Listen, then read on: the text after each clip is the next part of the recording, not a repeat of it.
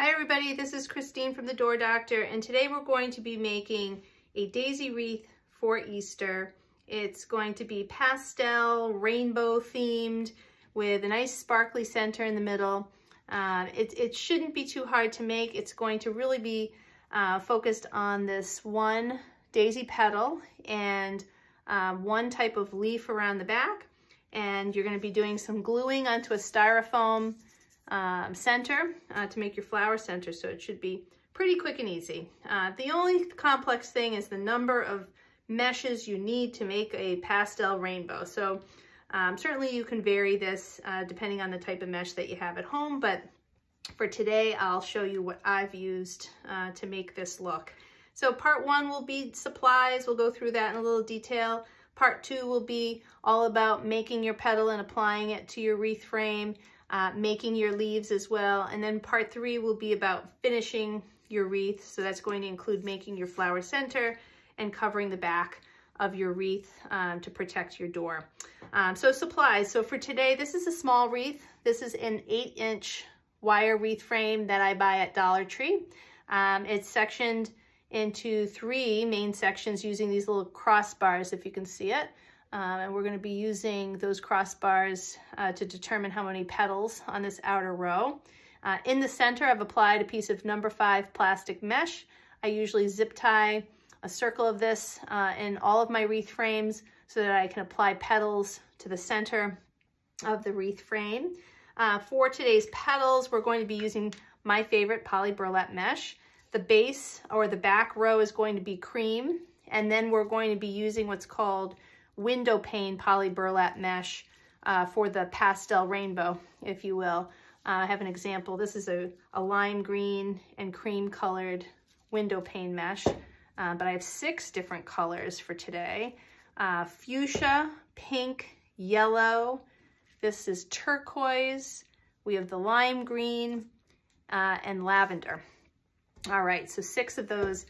In terms of the number of petals, you're only going to need, I'd say 18 or 19 of the cream colored ones. And then for each of the 6 colors of the rainbow, you'll need 3 petals each. And then we're going to have solid lime green poly burlap mesh for the leaves. This mesh is 10 inches wide. It comes in rolls of 10 yards. I purchase all of my mesh at craftoutlet.com. So you can find all of these different colors on their website. I always use lots and lots of zip ties. These are 8-inch long zip ties. I use them to form my petals and secure them to my wreath frame. You're going to want to have a couple of pipe cleaners, one to attach your flower center to your wreath. The other one will be a little loop for hanging that will apply at the end. For the flower center, I use these styrofoam, they're called styrofoam half balls. And you can find these I purchased at Joann's. You can find them on Amazon. It's a little harder. This particular size is 1.7 by 3.1 inches. And that just gives a nice, finished dimension to a small flower like this.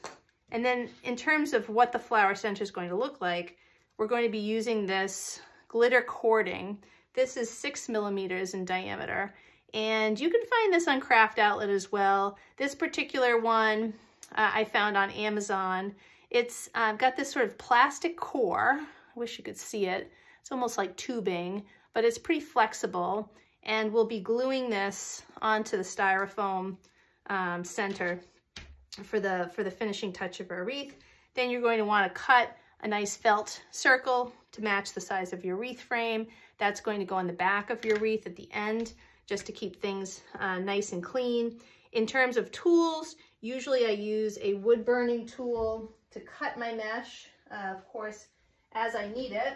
My wood burning tool is in the other room, but I'll show you, here it is, my wood burning tool for cutting mesh. We'll talk about that in the next section. You're going to want your glue gun so that you can make your flower center. And then what I find helpful for this tutorial is one of these 3-in-1 cutting tools. I'll place the link for all of these materials in the description box for this video, but this helps to cut any excess mesh after you make each of your petals.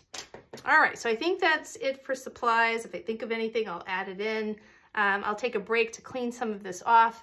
When we come back, we'll talk about cutting mesh and making your petals. All right, welcome back. I am heating up my wood burning tool off to the side here, and we'll do a little mesh cutting, and then we'll start forming our petals.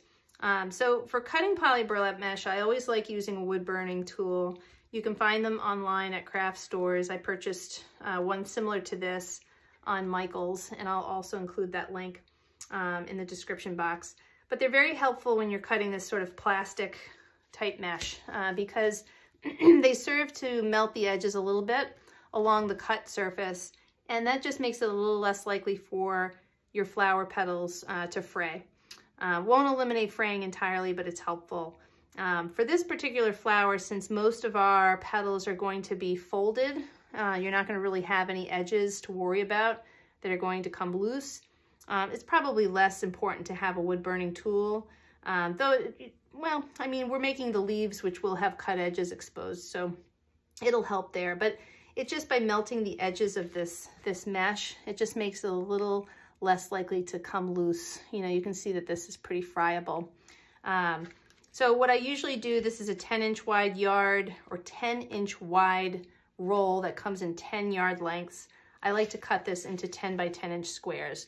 So most of the petals that I make, most of the leaves that I make are based off of a 10 by 10-inch square, okay?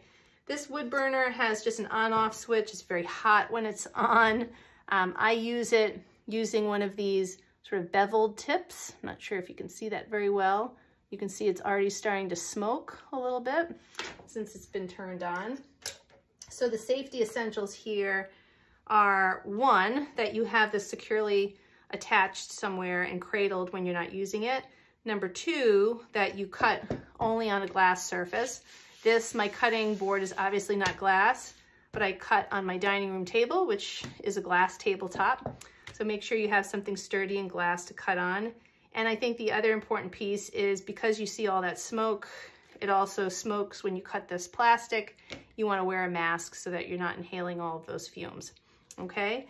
And so in cutting these mesh squares, I just simply measure on my cutting board, slide it over and cut it with my wood burning tool. Certainly you could put your glass over the cutting board and that would be a little bit more efficient. I'm just a little lazy about putting this under my dining room table, and so I just slide over and make my cuts. And poly burlap has this nice sort of mesh or grid. So you just find one, you measure 10 inches, and I just cut down along the same row of squares. Pretty easy. All right, just be careful, save your fingers. I burned myself once, and you don't forget it when it happens. So simply just measure 10, I slide over, and then I just run the beveled tip of this wood burner down that row of squares. All right, pretty easy, it's fast, sort of melts through the plastic. Very worthwhile investment if you're going to be using a lot of poly burlap. All right, and so for this wreath, I've pre-cut a lot of these squares already. For the cream color, you're gonna need 18, 19, maybe 20 squares of this. Really depends on how large your petals end up being, because each section is gonna have 6 to 7.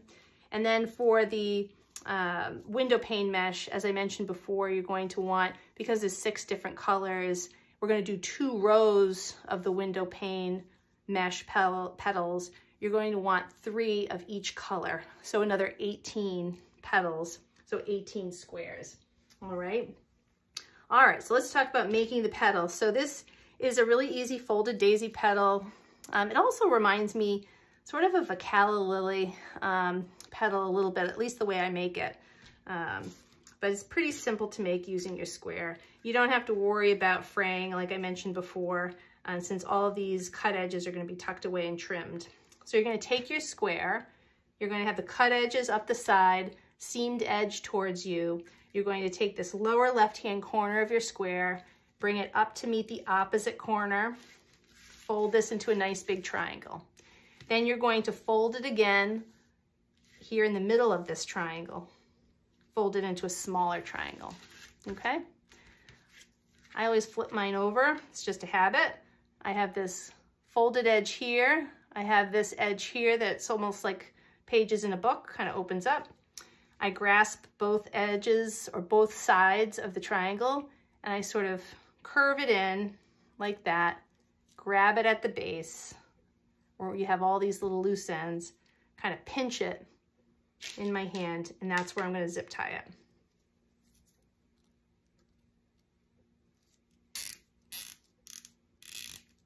All right, and I zip tie it so that you can see that this edge of the mesh square just barely makes it under the zip tie.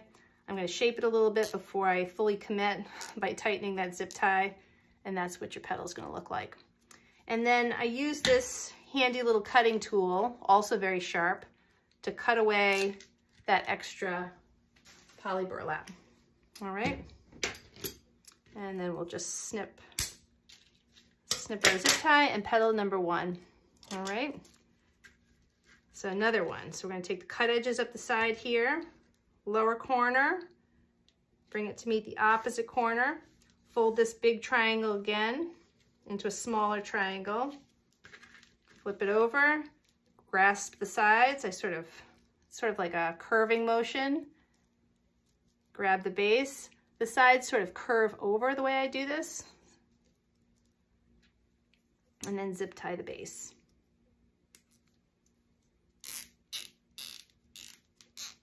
All right, I'm gonna leave the trimming for later. You're going to do the same technique with the window pane mesh.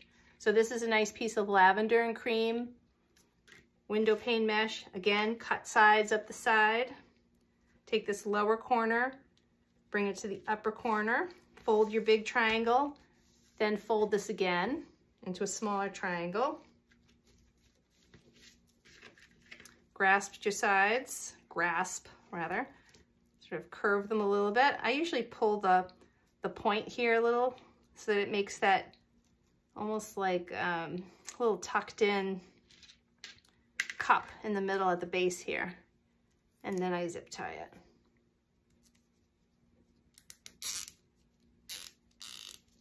Okay. The window pane petals are a little like bulkier. They look a little chubbier than the cream ones. Let's see, we'll do another window pane mesh in green. Okay, cut edges up the side, lower left-hand corner, bring it up to meet the opposite corner, fold your triangle, and then fold it again in the middle to make that smaller triangle. Flip it over, grasp the sides, kind of curve it, pull the point,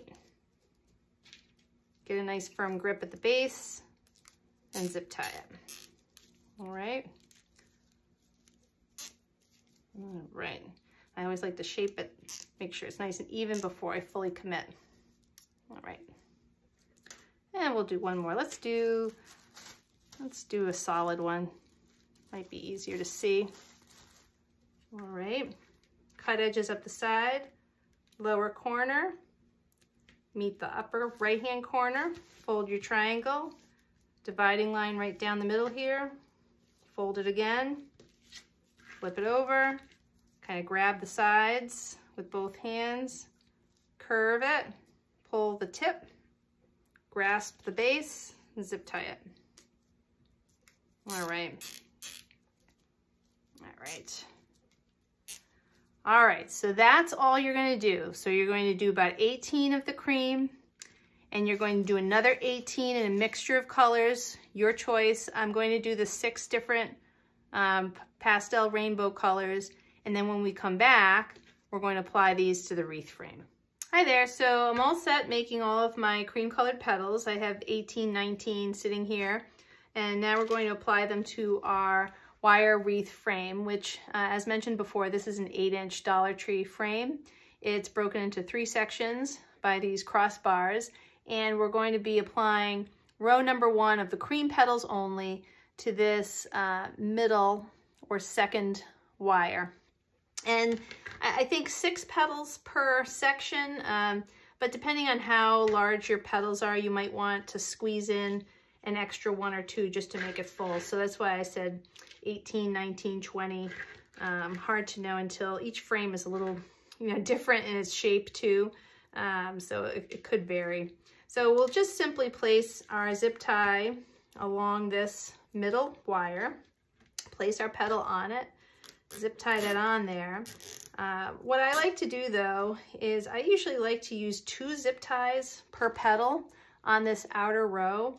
And the reason for that, you certainly don't have to do this if you want to save zip ties, but the reason I do it is if you just place 1 zip tie, the tendency is for this petal to sort of veer off diagonally from the frame. And that drives me nuts. I want it to be more perpendicular like that. And so if you take a second zip tie and go in the opposite direction, basically, from how you placed the first zip tie, almost forming a crisscross, it'll just snug it to the frame in such a way that it's more perpendicular. So if I flip that over, hopefully you can see that the zip ties form an X in the back there. And so for me, on at least the first row, I like to crisscross my zip ties. So I'll do one going this way, and then I'll do another one going that way for the same petal. So here goes number 1. And then number 2.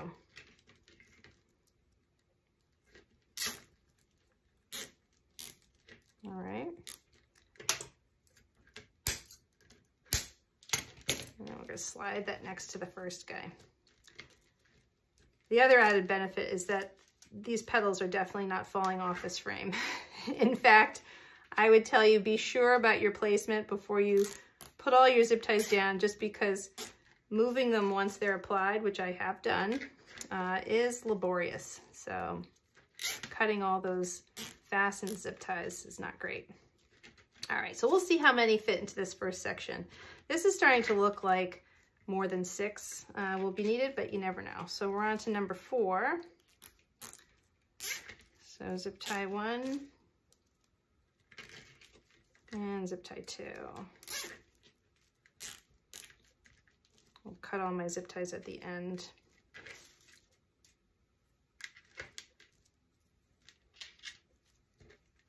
All right.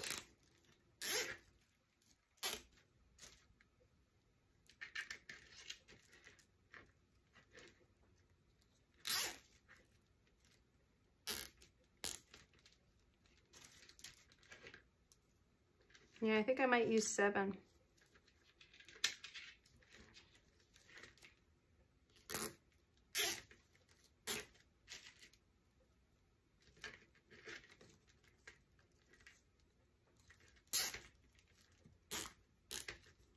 Yeah, I like them kind of close together, like this. So I think I'm going to squeeze number 7 in. It might get tight as we go into the next 2 sections, so I'm not sure if 7 will be the magic number in the remaining 2 sections or not. One of them might end up being 6, but I think at a minimum you need 18. So the max would be 21. Yeah, let's see. Trim all these and we'll see what we have so far.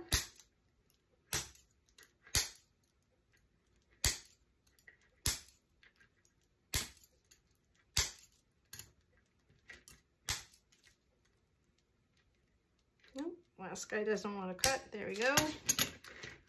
All right, just move all of that. Let's trim this one last zip tie. And there, so that's 7 petals in that first section. And so I'd say aim for 6 to 7 in these remaining 2 sections. That'll be row 1. I'm going to step away to finish mine. When we come back, we're going to do row 2. I anticipate row 2, which will be your rainbow window pane mesh petals. That will be placed along this plastic mesh and you should require about 12 petals for that second row. Okay, so I'll see you back in a few minutes. So now I have row 1 done, and in truth, I ended up putting 7 petals, 7 petals, then 6 petals. So a total of 20. I just couldn't get that 21st petal in there and make it fit nicely. And so here's 20 petals, row 1. We're going to do row 2. And as you can see, I've already arranged my little pastel rainbow at the base of your screen. And so we're going to use 12 petals for row 2. And to place these, what I'll do is, you're going to walk your zip tie in 1 or 2 squares into that mesh. I'll flip it around here. From this side, it's a little further in. It's about 1 inch, I would say, from the wire. So about 1 inch in. And when you place these petals, they're going to, as soon as you tighten the zip tie, they're going to sort of bow upwards. That's just because they're so close to this first row. But when you're looking at the wreath head on, it won't matter that much. So don't worry about that. So 1 inch inward for row number 2. And we're going to work our way around the rainbow and place these petals. So for the colors, I don't have an orange, but I have dark pink, light pink, so a fuchsia, light pink, yellow, lime green, turquoise, lavender. And we're going to start with our fuchsia. That'll be our petal number 1. And if you've ever seen videos of mine, you know I like to place my first 4 petals in a quadrant, so everything is even Steven. So we're going to place this as our first petal. I usually say it's north, then I place south, east, and west petals, and then fill in the gaps. Because these are different colors, just make sure you know which color you want to place next. Because these are six colors, the one opposite the fuchsia will be fuchsia. So I'm going to place these first 2 across from one another. And then I'll do east and west, which will be green. So we'll place the green just about there.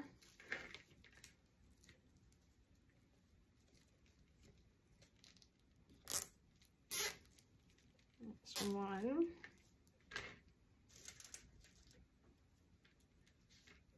And then we'll place the last one right about there. Doesn't have to be perfectly lined up. All right. Just cut these zip ties out of the way so we can take a look.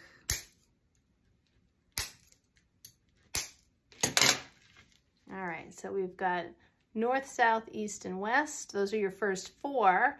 And then you're going to fill in the gaps with your remaining 8 petals in a rainbow pattern. So I'll work my way, let's see, I'm going to work my way, because if you're going to be looking at this, I think I want the rainbow to go clockwise. So I'm going to go over here. This is sort of against what I'm accustomed to doing in terms of making my wreaths. I usually like to go counterclockwise, but for today, we'll throw caution to the wind and go in this direction. So we'll put my light pink there. And we'll put the yellow right in between here. It does sort of feel awkward going in the opposite direction for me. Either way, make do. There's 2. And then we'll do turquoise. Let's see. And lavender.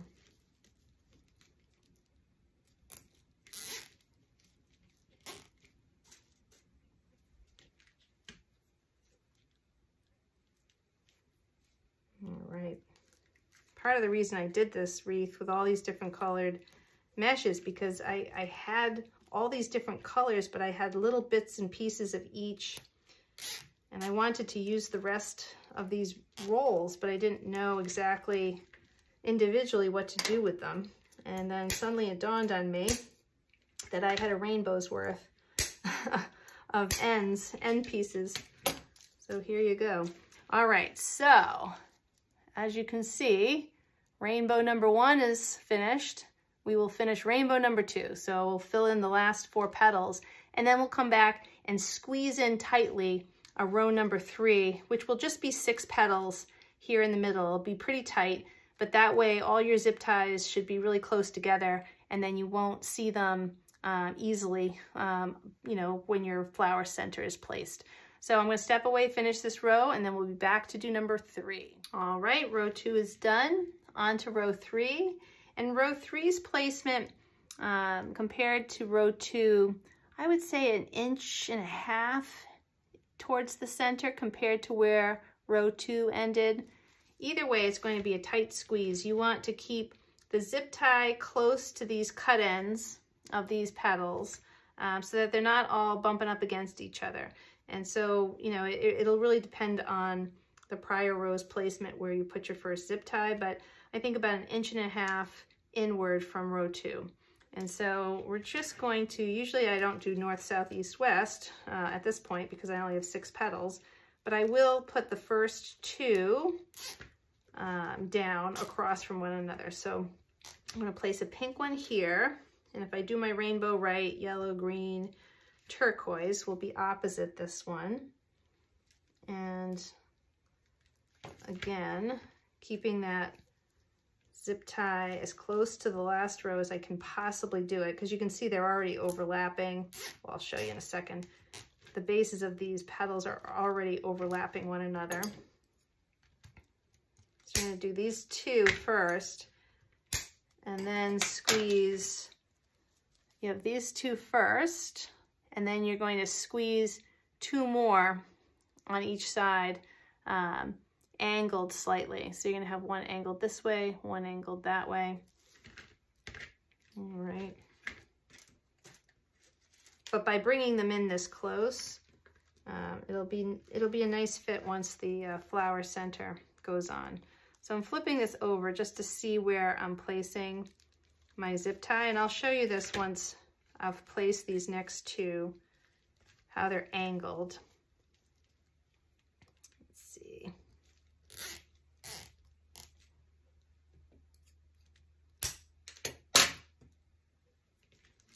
Because you're no longer able to see the mesh from the front of the wreath. You really do have to flip it around. Let's see. I'll do the green. I did make this wreath once without row 3, and it just looked a little sparse, you know, too many gaps, and so I added it. But certainly if you were running a little tight on mesh, or if you had a larger wreath center that you wanted to use, I think it would be fine. All right, hold on here.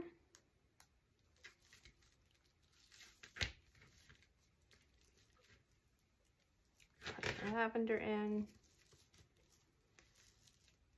and then we'll be back to fuchsia, and then I'll flip it over and let you see how all these zip ties are angled.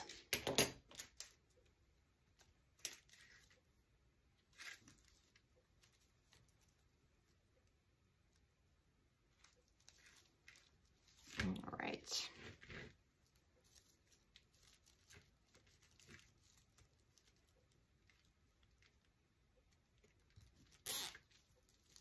Make sure that guy's straight. Tighten these as tightly as you can get them. All right. Make sure those are pretty symmetric looking. And then we're going to flip her around and bring this up close so you can see these were my first 2 zip ties. So this guy and this one, they're facing one another. And then the 2 on the side here are angled, sort of in a point on each side. So 1, 2, 3, 4, and then 5 and 6. All right, nice little rainbow. So that's cute.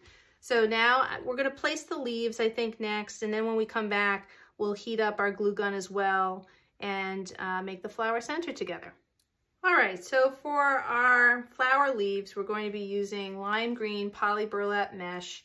It's also cut into 10 by 10 inch squares, and you'll need 5 leaves for the back of this flower. So Usually what I like to do is flip over my flower first and place my zip ties.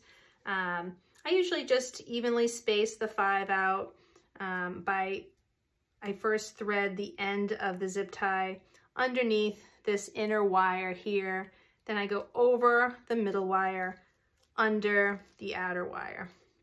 And that just sort of holds it to the frame nicely.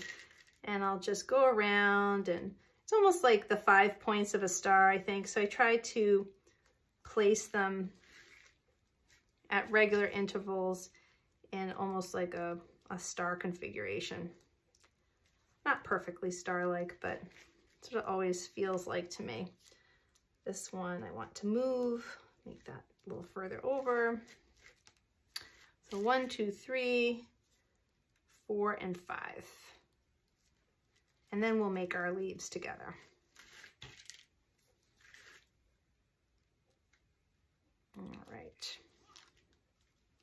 All right, zip ties are all in.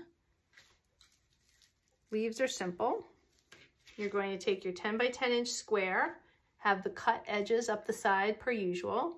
You're going to take, doesn't matter which 2 corners you take, just take 2 corners that are opposite one another, bring them and have them meet in the middle.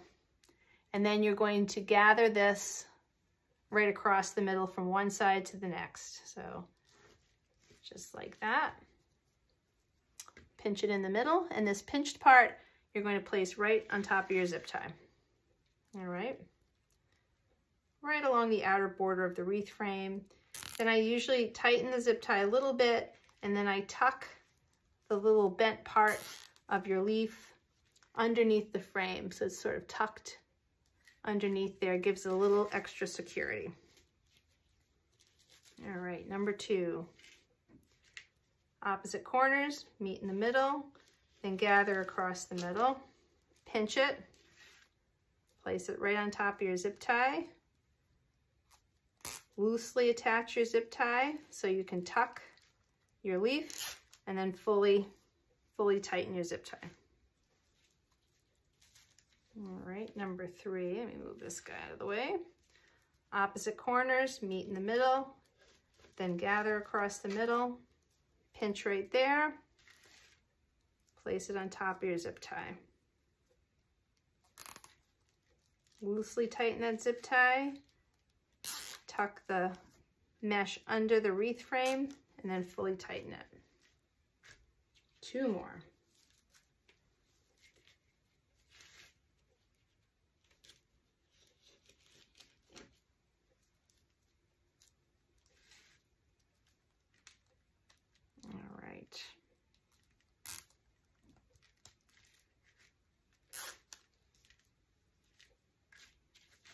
Number 5.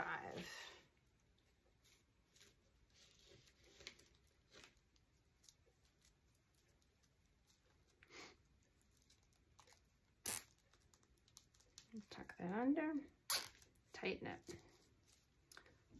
And we'll cut all our zip tie ends. And the body of your flower is finished with the exception of the flower center. So we'll flip her over. That's how she's gonna look. We just need to dress her up with something in the middle, so that'll be our next part. So go ahead, heat up your glue gun. For this, I'm going to take this foam ball center and our glitter tubing. All right, like I mentioned before, this is about 6 millimeters in dimension. It's hollow in the center, it's very flexible. Essentially, I just apply this with glue and sort of loop it around progressively around the outer perimeter of this, this styrofoam shell, if you will. These are solid. There are some that are hollowed out in the middle, but the solid ones you can apply much more easily, something like a pipe cleaner onto the back so that you can attach it to your wreath. This one is a little over 3 inches in diameter. And that just works out nicely. I mean, certainly they come in larger sizes if you like a bolder flower center, or if you're sizing up the wreath and you want something a little bit grander, certainly you can size this up. So this actually is a 10-yard length of this cord tubing, Usually I can make about 3 flower centers out of each batch of this. So I use approximately 3 yards or so for each of these flower centers using this size foam center. All right, so hopefully, grab some more glue sticks. Hopefully my glue gun is warmed up now. Trickiest part for me, this is not a technically hard portion of our tutorial. It's just a little time consuming, and you just want to go slowly with this because you don't want a lot of glue. You don't want it to get messy. It's the hardest thing for me to do, is to be patient. So usually I just sort of twist this first opening loop and place it right in the middle and sit here and patiently hold it until it starts to feel like it's gotten a grip with the glue. And then I'll start to work my way around. Lots of glue sticks used for my crafts. See, I'm already making a mess. I think the problem is doing this on cue, on camera, is always tricky for me. I'm much more patient when I'm not being timed. All right. And so really, all there is to it is just to wind this around here. Add a little bit of glue at a time. I love flower centers like this, just because it doesn't require a lot in terms of material. You could use virtually any kind of trim that you find in craft stores. You could use rope. And there's all sorts of interesting things that you can find, fabric stores and whatnot. This I just stumbled on Amazon. And I love a little sparkle, so. I believe on Craft Outlet, they list this as, well, it might be sequin rope or glitter rope. I'll look it up and I'll place a link. There we go. And so now once you get it going and you just start wrapping it around, it becomes a little easier. It's just getting it started that's tricky for me.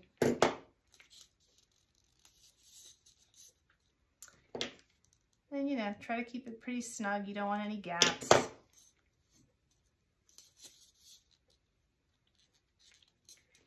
You use enough glue doing this that it's really not going to go anywhere. All right. And as she goes, you're starting to get the feeling for this, I imagine. What I will do is, so you're not bored to tears, step away, and I'm going to continue to wind this around until it's at the base here.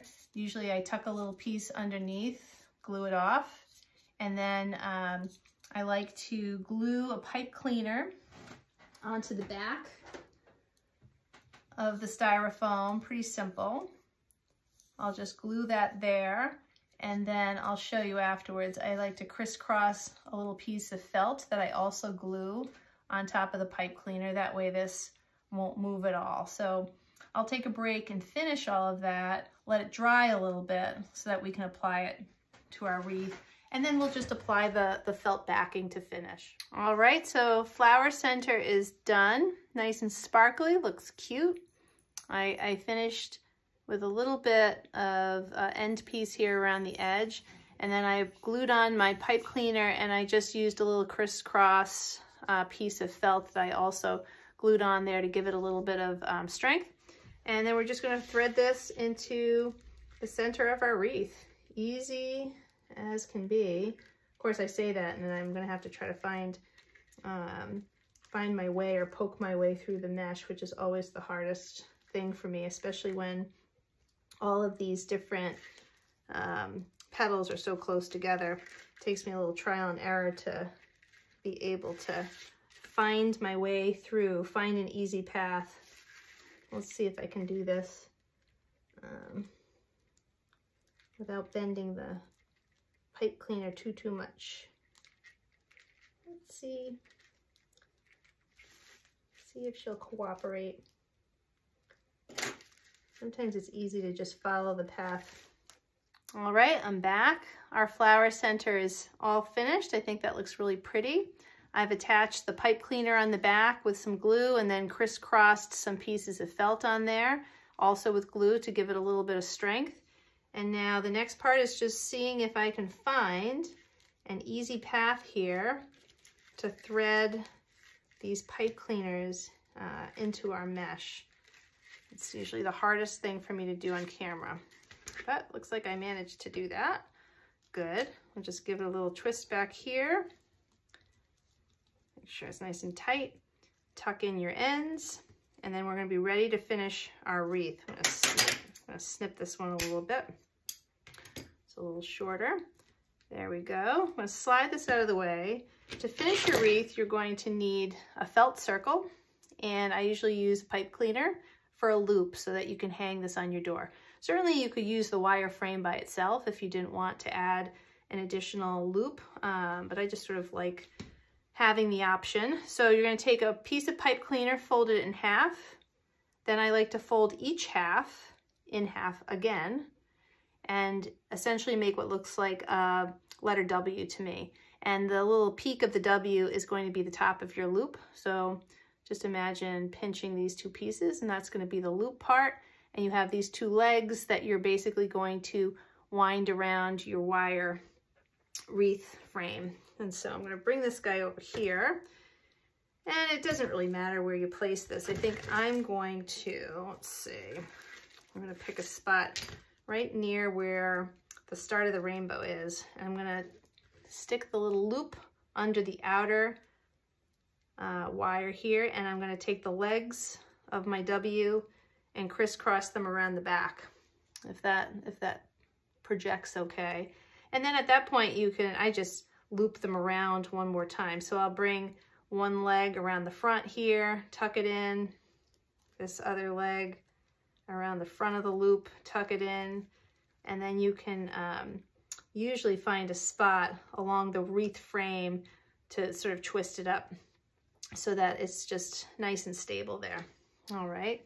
And then for your circle, usually I've poked little holes with a hole punch. I have a teeny tiny hole punch, I think is 1/16 of an inch. It's pretty small. So I've poked little holes around the perimeter of my felt circle, and we're just going to use zip ties to thread through the wire frame into the felt and back again. And that way you'll have a nice finished wreath back. It'll look nice and it will not scratch your door.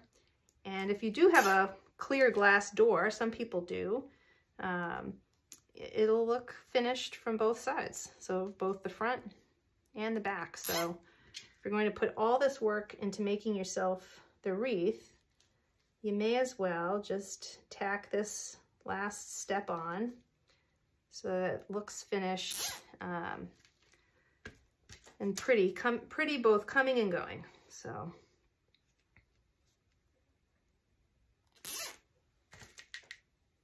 sometimes I lose track of all my little hole punched holes, but I think I can see most of these. A couple more.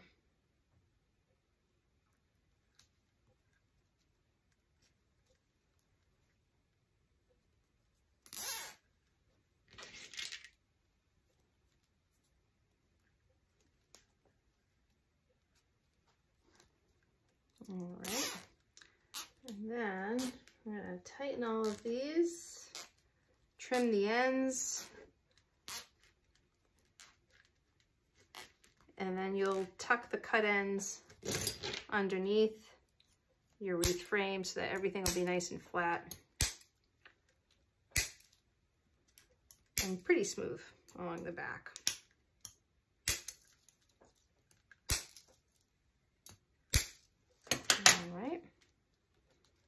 Those in.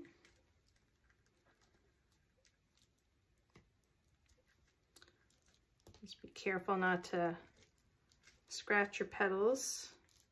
Move things out of the way if you need to. There. So that's your back of your wreath. And we'll flip her around and see our finished product. Oh, I like her, she's cute. Finished dimensions here, including the petals sort of stretched out, is I'd say about 21 inches, including the petals. The body of the actual wreath is about 15 inches in diameter, so the body of the flower.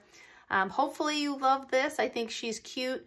Nice little spring wreath. You can use it for Easter. It'd be a great Mother's Day gift to mom.